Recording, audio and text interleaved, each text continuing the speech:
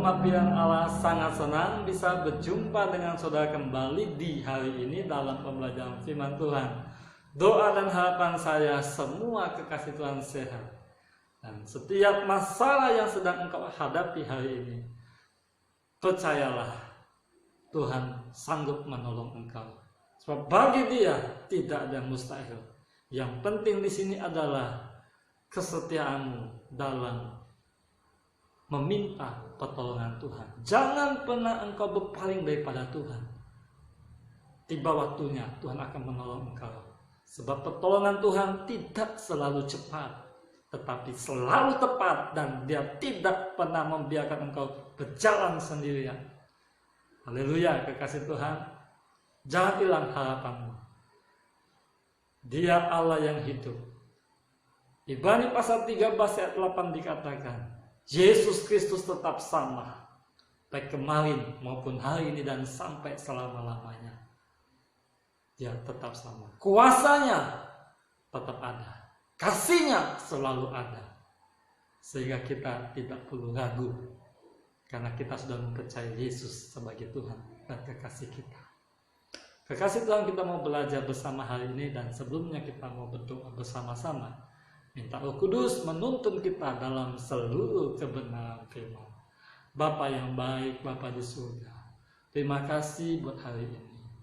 Ampunilah semua dosa kesalahan kami yang kami buat, sengaja tidak sengaja, baik melalui pikiran, perbuatan, tindakan, tingkah laku kami yang sudah melukai hati Tuhan dan sesama kami. Sekiranya Engkau melihatnya, ampuni kami ya Tuhan. Tuhan, sebentar kami mengenal firman, belajar kembali, tuntun kami Roh Kudus untuk mengerti rahasia yang ada di dalamnya, agar kami boleh melakukannya dalam kehidupan kami sehari-hari, sehingga iman kami tidak gugur di tengah jalan sampai kami menantikan kedatangan Tuhan. Haleluya, kami berdoa. Amin. Kekasih Tuhan yang saya kasihi, tema kita hari ini adalah jangan pernah membela kesalahan. Yang terambil dalam Amsal 24 ayat 24 sampai 25. Kita baca. Siapa berkata kepada orang fasik, engkau tidak bersalah, akan dikutuki bangsa-bangsa, dilaknatkan suku-suku bangsa. Tetapi mereka yang memberi peringatan akan berbahagia. Mereka akan mendapat ganjaran berkat. Haleluya, kekasih Tuhan. Jangan pernah membela orang yang bersalah. Di dalam hidup ini seringkali kita berjumpa dengan namanya masalah-masalah, baik di dunia pekerjaan maupun di dalam dunia rumah tangga, dalam dunia keluarga, bahkan di dalam dunia gereja, dunia pelayanan. Tempat-tempat ini di lingkungan masyarakat seringkali mengalami yang namanya situasi masalah. Nah, di dalam setiap masalah itu ada sebab, ada akibat, kekasih Tuhan. Itu sebabnya Tuhan kasih kita dua telinga. Untuk mendengar, cepat mendengar, tetapi lambat untuk berkata-kata. Yakobus pasal 1 ayat 19 dan 20. Setiap orang cepatlah untuk mendengar, tetapi lambat untuk berkata-kata dan lambat untuk marah. Karena amarah manusia tidak mendatangkan kebenaran di hadapan Allah. Seringkali orang ketika mendengar seseorang bicara, cepat menanggapinya, langsung emosi, langsung berkata-kata. Seharusnya punya dua telinga, sumber pertama dapat, sumber kedua terima juga, sehingga bisa dikelola dengan baik. Jangan sampai kita menjadi orang-orang yang membela orang fasik, yang membela kesalahan orang. Orangnya salah kita bela malah. Alkitab mencatat, maka dikatakan engkau akan dikutuki bangsa-bangsa, dikutuki bangsa-bangsa, dilaknatkan suku-suku bangsa. Malah engkau tidak bersalah, karena engkau membela orang fasik, orang yang bersalah. Engkau kena kutuk sama mereka. Dasar kurang ajar, bapak tak tahu diri. Anak sudah salah, bela-bela. Wih, kekasih Tuhan. Anak yang salah, bapak tidak salah. Tapi karena bapak bela anaknya, maka dia kena kutuk sama orang-orang sekitarnya. Sudah tahu anaknya bersalah tapi dibela-bela. Asal uangnya sama saja. Sama anak tak iya sama dengan bapak, tak iya sama-sama. Saudara. Ayo jadi bijak hari ini. Karena ketika engkau membela orang-orang fasik yang telah bersalah, maka engkau akan kena kutuk. Itu sebabnya dalam setiap masalah engkau harus mencari, kekasih Tuhan kita harus mencari bersama-sama. Apa sebabnya? Apa penyebabnya? Karena ada sebab, ada akibat. Mengapa dia bisa terjadi begini? Tentu cari sebabnya, saudara. Jangan cari satu sumber. 2 sumber. Minimal 2 orang. Maka kesaksian itu benar. Dapat sebelah kiri, dapat sebelah kanan. Kalau masih ada satu seimbang, cari yang lain. Bila perlu, tidak masalah kalau 2 saja. Tetapi engkau berbeda dengan 2 orang berbeda. Minta hikmat Tuhan menentukan sikapmu, saudara. Sehingga kau tidak membela orang-orang fasik. Seringkali yang kita jumpai adalah ketika anak-anak ribut, bertengkar, anaknya satu dengan menantu yang lain, menantu satu dengan anak yang lain, ribut. Orang tua harus mengambil sikap. Nah, sikap yang mana yang harus diambil? Sikap yang mana? Engkau tidak bisa membela orang fasik, saudara. Sekalipun dia anak kandungmu, kalau dia salah, tegur dia, peringati dia. Tidak bisa engkau membela orang yang lain. Anakmu kau bela, dia salah kau bela. Tidak bisa. Kalau dia salah, hukum. Ini anak ditegur, tidak senang, sudah. Musuh semua satu keluarga. Masalah anak, saudara-saudara bisa berpencar. Masalah, kekasih Tuhan. Mari kita jadi orang bijak hari ini. Jangan pernah membela orang fasik, membela kesalahan orang fasik. Siapa orang fasik? Orang fasik ia bisa saja orang tidak mengenal Tuhan, atau juga orang yang sudah mengenal Tuhan tapi masih melakukan perbuatan-perbuatan yang tidak sesuai dengan ketetapan Allah, tidak sesuai dengan firman Tuhan. Inilah orang fasik. Sudah tahu firman tapi tidak melakukan. Dengan topeng dia sebagai orang percaya, orang Kristen, dan kau berkata pasti benar. Tunggu dulu, bos. Tidak semua orang Kristen jadi orang benar hidupnya. Kita teliti dulu. Amin. Dan tidak semua pendeta hebat, tidak semua pendeta kudus, tidak semua pendeta suci. Lihat dulu hidup dia. Apa sesuai dengan firman, apa tidak? Jangan kau dikit-dikit menutupi kesalahan pendetamu, gembalamu. Kalau dia salah, saudara. Oh benar, ini pendeta saya salah. Oh jangan, enggak. Gembala saya, pendeta saya, pastor saya tuh kudus suci. Tidak ada pernah salah. Tunggu dulu, bos. Patokannya firman. Patokannya firman Tuhan. Tidak yang lain. Baik saja di situ. Jadi jangan pernah membela kesalahan orang fasik. Dan kau berkata dengan dia, oh ya benar bapak tidak bersalah, benar ibu tidak bersalah, yang salah itu. Benar nak kau tidak bersalah, yang salah temanmu.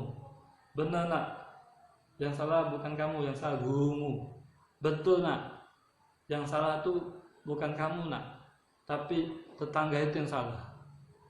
Betul ya, panggil istrinya sayang kan, betul yang, bukan kamu yang salah ya, temanmu yang salah. Gini-gini, padahal engkau memahami bahwa satu peristiwa yang salah sebenarnya anakmu, suamimu yang salah, istrimu yang salah, menantumu yang salah, mertuamu yang salah. Tetapi oleh karena engkau ingin dekat dengan mereka, engkau menyelubungi kesalahan itu dan engkau menutupi kesalahan itu, saudara. Memang dalam 1 Korintus pasal yang ke-13 dikatakan, kasih itu menutupi segala sesuatu, menutupi kesalahan. Kekasih Tuhan, maksud dari firman itu adalah kalau engkau salah, engkau itu ditegur dulu. Diberitahu dulu kesalahanmu, dinyatakan dulu kesalahanmu. Kalau udah salah, sudah dikasih tahu, ya kan? Sudah tahu nih, bertobat, sudah tutup habis. Nggak usah lagi diingat-ingat, dibongkar-bongkar lagi. Tapi kalau dia salah, saudara, ya udahlah, enggak apa, ampuni aja, enggak usah kasih tahu, udah diam-diam aja. Salah saudara, itu bukan kasih itu menyatakan kesalahan, mempringatinya, menegur dia. Setelah itu kemudian baru setelah dia bertobat, dia tahu sadar dia salah, dia bertobat. Nah, itu tidak perlu lagi diungkit-ungkit, itulah menutupi kesalahan. Amin, kasih Tuhan. Jadi jangan pernah dalam hidup ini sebagai orang percaya kita membela orang-orang yang bersalah. Kalau salah tetap salah, kasih hukuman. Hukuman tergantung kita. Tergantung orang yang memberi hukuman, sanksinya apa. Kalau salah harus kasih sanksi, kasih hukuman. Kalau benar kasih pujian, kasih hadiah, kasih reward ke kasih Tuhan. Itu baru clear, baru imbang, baru deal. Amin. Saya berharap kita sebagai anak-anak Tuhan, entahkah engkau seorang suami, seorang istri, seorang anak, mertua atau menantu yang mendengarkan firman di hari ini, jangan pernah engkau membela kesalahan. Jangan pernah, karena kita mencatat ketika engkau sedang membela kesalahan, engkau siap-siap kena kutuk bangsa-bangsa, kena laknat suku-suku bangsa. Orang-orang yang bersinggungan dengan punya masalah ini, mereka akan tidak senang, mereka akan mengatai kamu, mereka akan berkata bahwa engkau orang yang tidak bijaksana, engkau orang yang sama tak iya dengan orang yang bersalah, sama-sama dosa. Engkau tidak melakukan dosa, tapi engkau bisa dikatakan berdosa juga, saudara, karena engkau sedang membela orang bersalah. Berbahagialah ketika kita bukan membela orang yang salah, tapi benar-benar kita turut memperingati, karena kita mengatakan mereka akan mendapat ganjaran berkat bagi orang-orang yang memang salah, dan engkau turut juga mengatakan engkau salah juga. Kau membela yang benar, maka engkau mendapat berkat. Amin. Lalu bagaimana ya Pak? Kok aku semakin memberikan dia nasihat supaya dia benar, malah aku yang disakiti, malah dia benci aku, Pak. Alkitab mengatakan, berbahagialah engkau karena engkau dianiaya oleh karena kebenaran firman. Engkau dibenci karena engkau telah menyatakan kebenaran firman. Tidak masalah, saudara. Engkau berbahagia karena engkau mempunyai kerajaan surga. Haleluya. Aku udah ngomong benar tentang kebenarannya, sudah saya nyatakan, Pak. Sudah saya nyatakan kebenarannya, sudah saya bicara dengan dia. Tapi kok malah dia benci ke saya? Tidak apa-apa, saudara. Apakah engkau masih mau berkenan kepada manusia? Atau mau berkenan kepada Allah? Galatia pasal 1 ayat 10. Kalau engkau masih berkenan kepada manusia, berarti engkau tidak mau berkenan kepada Allah. Berarti engkau bukan hamba Kristus. Hidup ini tidak boleh abu-abu.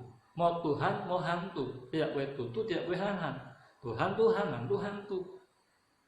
Haleluya, kekasih Tuhan, jadilah pelaku firman. Sejak hari ini kita tidak boleh membela kesalahan orang. Salah is salah. Benar is benar. Yang salah dikasih sanksi, kasih hukuman supaya dia bertobat. Namun yang benar dikasih pujian, dikasih reward, dikasih hadiah supaya dia makin hidup makin benar. Haleluya.